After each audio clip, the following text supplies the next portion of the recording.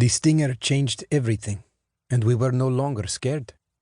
We could knock that hind out of the sky at will. Before that U.S. missile arrived, we hardly ever won a set-piece confrontation with the Soviets. After it arrived, we never lost one.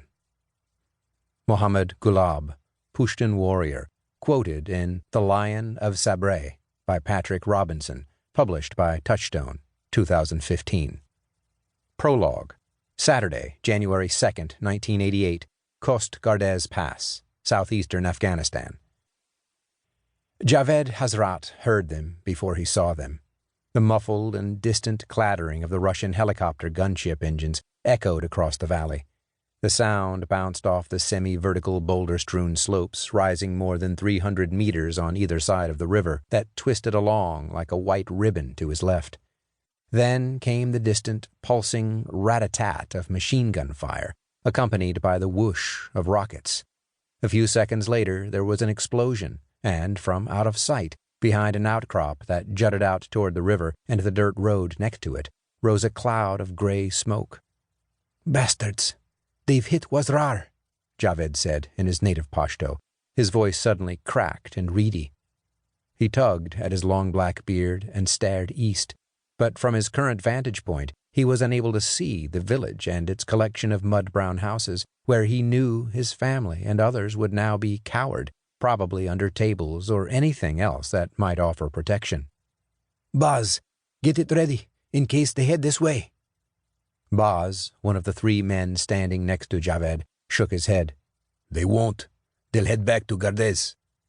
"Get it ready anyway," Javed said. He knew that Baz was probably right.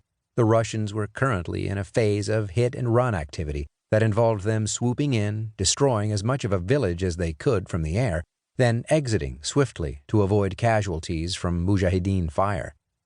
The attacks had been going on for weeks, ever since the Soviets launched Operation Magistral to gain control of the pass in the southern part of the Hindu Kush mountain range. It was a vital supply artery that connected Kabul to the north with Khost to the southeast, where there was a large Russian military base. Beyond that, the pass was a link to Pakistan and India. Javed felt proud that the mujahideen had controlled the pass since the Soviet invasion of 1979, but during December, the Soviet 40th Army, coming in from Gardez in the north, had used thousands of troops and sheer brute force to regain control of it, and finally opened up the route to Khost. Now the Russians were launching periodic forays, both airborne and on the ground, against mujahideen bases and villages to ensure that the pass remained open and they retained control. Baz, wiry with forearms that seemed to be hewn from lengths of steel rope, bent and picked up the 1.5-meter matte green missile that lay next to him in the snow, then handed it to Javed. Javed raised the stinger so it rested on his right shoulder, its long tube stretched out behind him. He applied his eye to the chunky sight mounted on the front and swung the weapon toward the right side of the outcrop of rock, behind which the attack on the village had taken place. Really, the arrival of the stingers, supplied seemingly out of nowhere by the Americans, had been a gift from Allah in their battle against the Russians, he thought. Then the four men waited. Baz was wrong.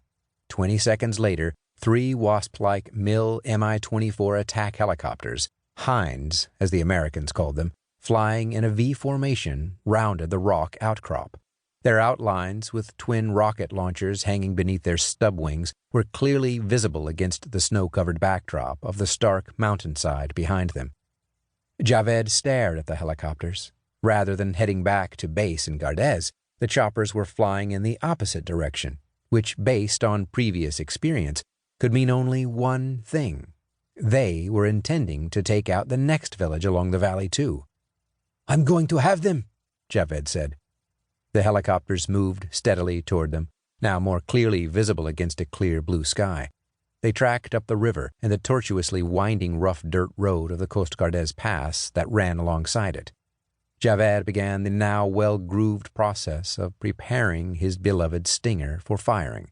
He bent down and picked up the small, round battery coolant unit, a thermal battery that provided power for the infrared tracking device and argon gas to keep it cool.